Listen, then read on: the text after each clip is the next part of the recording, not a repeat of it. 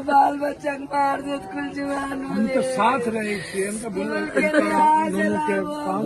डेरा आवे सब आवे मार दे हमें तो सब के हमेशा बोलबे छे, बात करिए। बेटी 5 गो पोती को जवान दिया कैसे हो तो शादी डाल को माता जी हम तो ककरो ने बख्शे छे। तो दवाज हम अकेले का करिए। मीडियम चोरा आज उठेबे करो सगरो हमरो आर के गांव केवल भाई मर गए एक्सीडेंट से भी 8 रोज नहीं होलो हम ककरो ने बख्शे छे माता जी, ना बकसबे हमें तो ककरो नहीं कर तो सब तो है ना बख्श, सब तो है ना, सब अपराधी का मदद करे तो हमें का करिए। हमारा गोली इधर से इनमें निकल गया, देखिए ये एक्सीडेंट है, ये एक्सीडेंट है। देखिए कहता कि एक्सीडेंट है, गोली कोई नहीं दर्शाता, वीडियो नहीं दर्शाता, गोली झांक झांक के बात करता है मीडिया भी।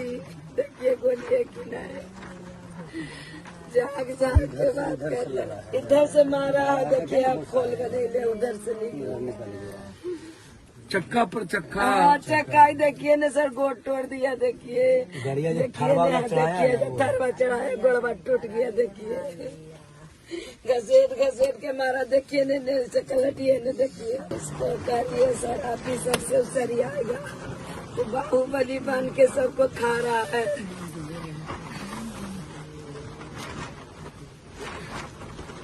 एक्सीडेंट हो गया, एकदम से लेकर भागल नंबर प्लेट वाला गाड़ी था, नंबर प्लेट की गाड़ी एक्सीडेंट हुआ है। इतना बढ़िया टूट के तलाश के पथराव कर देते, प्रशासन बस तब जाके रोका।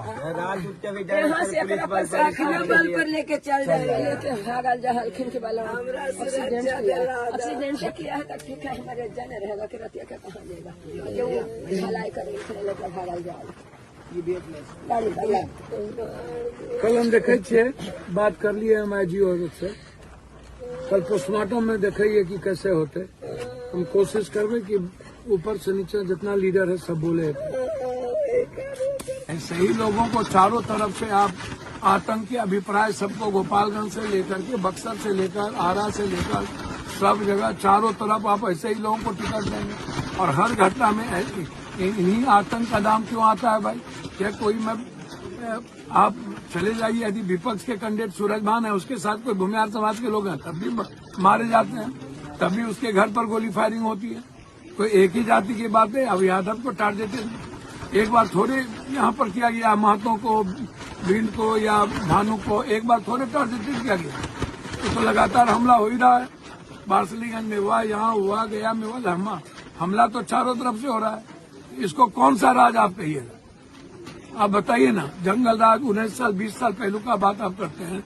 आप जो 16 सालों से यहाँ पर चारों तरफ आतंक का माहौल बनाए हुए हैं, लोगों की जिंदगी जीने का अधिकार छीन लिए हैं, पूरा का पूरा प्रशासन के संरक्षण में चारों तरफ से कवर्ड रहता है और मार करके जाकर के पूरे मजे लेता है और स्पीच देता है। जानवर से बदतर जिंदगी मारा गया दुलारचंद जी। आखिर गुनाह क्या था दुलारचंद जी का भाई कि आम लोगों के लिए जीते थे? हम तो 80 से इस व्यक्ति को जानते हैं। मेरा रिश्ता रहा है, व्यक्तिगत रिश्ता रहा है। क्या किसी कैंडिडेट को मदद करना, किसी कैंडिडेट के बारे में बोलना और किसी कैंडिडेट के गलत तरीके के बारे में बोलना क्या मौत का कारण बन जाए? और घसीट घसीट के मारिए, गाड़ी चढ़ा के मारिए और उसके बाद कह दीजिए कि एक्सीडेंट हो जाए।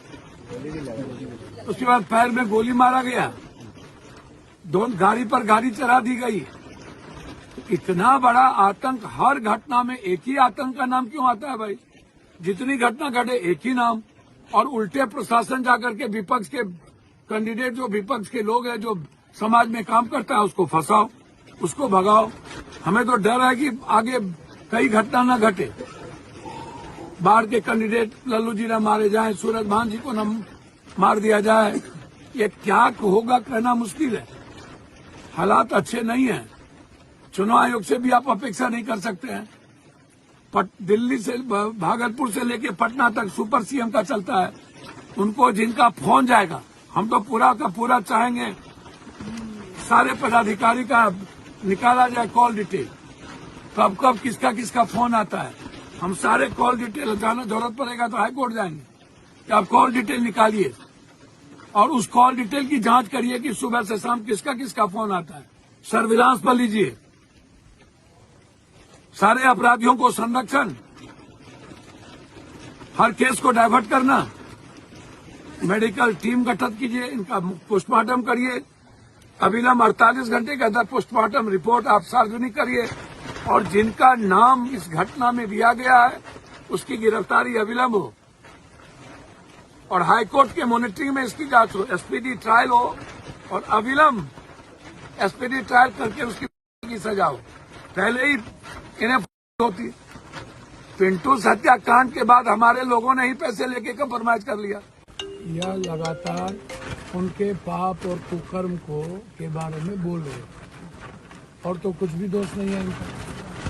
बरसों से यह अपने समाज का काम करना, अपने लोगों का, समाज में जो गरीब गुरबा है उसके हित की बात करना, उसके लिए जीना। क्या लल्लू मुखिया के पक्ष में या लल्लू मुखिया के बारे में बोलना उनकी हत्या का कारण बन या और किसी उम्मीदवार के पक्ष में खड़ा होना, क्या ये लोकतंत्र में यही खूबसूरती है ना कि हम स्वतंत्र होकर किसी भी के साथ हम काम कर सकें। तो हमको तो अब डर है जो टाल और दियरा की स्थिति है और जो खास तौर पर डिप्टी सीएम, मिनी सीएम जो है, जो भागलपुर से लेकर के पटना तक जिनका एक ही राज चलता है, वो तो कभी वो उन्हीं के एक यहाँ से वहाँ तक स्वजातीय एक ही, मतलब 90% दरोगा, एएसपी सारे के सारे वही लोग हैं। कैसे बचिएगा आप हमको बताइए। क्या इस प्रदेश में किसी गरीब को, किसी कमजोर तबके के लोग को कोई जाति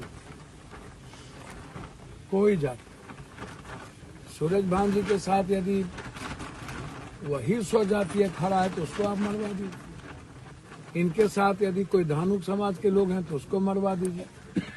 धानुक समाज के साथ कोई यादव खड़ा हो तो उसको मरवा दीजिए। यादव के साथ कोई उन्हीं का जाति खड़ा हो जाए तो उनको मरवा दीजिए। सूरज भान जी के साथ उन्हीं के जाति का कोई चाहे हीरो खड़ा हो जाए तो उसको मरवा दीजिए।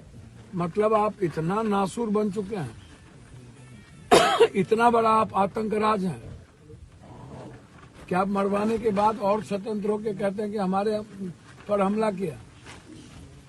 भैया मैं तो इतना कह सकता हूं, बहुत हो गया, अंतिम हो गया, हद हो गया। ऐसे लोगों के खिलाफ यदि सरकार संरक्षण दे रही है तो जनता को खड़ी होनी चाहिए और मुक्ति भी मिलनी चाहिए और आजादी भी मिलनी चाहिए। आतंक को आप स्थापित कीजिएगा तो एक दिन नासूर हो जाएगा और सर पर चढ़ के बोलेगा। इसलिए फेयर चुनाव की उम्मीद तो हम बिहार में नहीं करते। हमको लग रहा है कि अब बीजेपी पूरी ताकत लगाएगा प्रशासन के द्वारा और महागुंडा राज पैदा करके आतंक का माहौल जो बना हुआ उसको और आतंक पैदा करके विपक्ष की सीटों को कमजोर करना और हराना इनका मकसद रह गया।